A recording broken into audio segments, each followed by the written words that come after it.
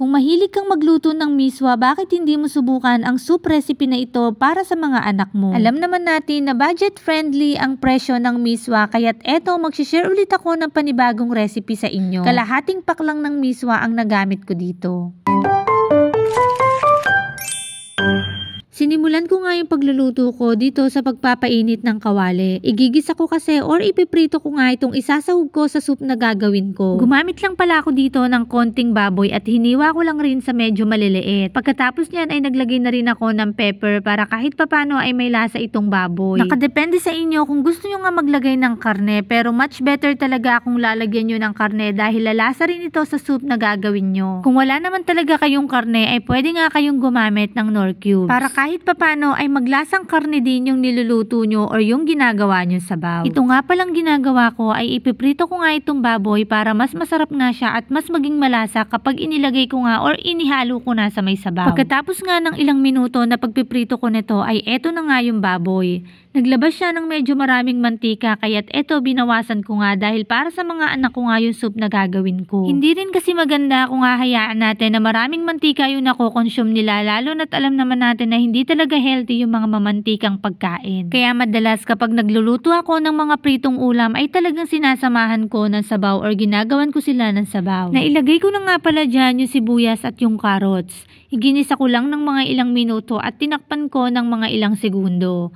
Inilagay ko na rin dito yung pechay bagyo. Nakadepende sa inyo kung anong gulay yung available sa inyo. Etong paggigisa ko ay ginagawa ko para kahit papano ay mas maging malasa nga yung sabaw na gagawin ko. Kadalasan kapag isang ulam lang talaga yung lulutuin ko ay mas gusto ko yung may soup recipe. Para kahit papano ay hindi sila mahirapan sa pagkain at mas ma-enjoy nga nila yung pagkain nila. Naglagay na nga rin pala ako dyan ng salt and pepper para magkaroon nga ng lasa yung mga gulay na inilagay ko. Pagpasensyahan nyo na nga pala yung boses ko dahil talagang medyo nahihirapan akong mag-voice over ngayon. Hindi din kasi mawala-wala yung pagkabarado ng ilong ko kaya't eto hirap na hirap talaga akong mag-voice over kaya kadalasan yung mga video ko ay talagang hindi ko na nalalagyan ng voice over. Kalahating pack lang pala ng miswa ang nagamit ko dyan at eto na nga balik na tayo dito sa ginagawa ko. Nagpakulo lang ako ng tubig dito at nung kumukulo na nga siya ay inilagay ko na nga yung kalahating pack ng miswa. Nung nailagay ko na nga yung miswa ay hinalo-halo ko lang yan ng mga ilang minuto. At pagkatapos nga ng paghalo-halo ko dyan ay maglalagay ako ng pampakulay gamit lamang ang konting toyo. At pagkalagay ko nga ng toyo ay hinalo-halo ko lang ng mga ilang segundo at ilalagay ko na nga rin yung gulay na ginawa ko kanina. Mabilis lang maluto yung miswa kaya't eto inilagay ko na nga rin yung gulay para mas maluto nga yung karne at mas maluto rin yung carrots. Sino mag-aakala na sa simpleng luto na ito ay magagawa na natin ng sabaw yung mga anak natin plus mapapakain pa natin sila ng simpleng gulay. Ma-share ko rin nga pala sa inyo na simula nung nagluto nga ako ng mga soup idea na gamit nga lang ang mga gulay ay talagang bihira nang magkasakit yung mga anak ko. Kaya kapag may times na hindi nga ako nakakapagluto ng sabaw ay parang hirap na hirap din ako sa pagkain nila. Kapag may mga times na tinatamad akong magluto ay talagang pinapakuluan ko na nga lang yung mga sabaw na ginagawa ko. At kung gusto nyo nga makakuha ng mga idea na soup recipe ay tingnan nyo lang yung aking page or i-visit nyo lang dahil marami na rin akong nagawa ng mga soup recipe. Medyo busy lang rin kasi ako nitong mga nakaraang araw kaya't hindi na naman ako nakapag-focus dito sa mga luto serye ko or sa mga soup idea para sa ating mga kids. Tansyahan na lang rin pala yung pampalasa na ilalagay nyo.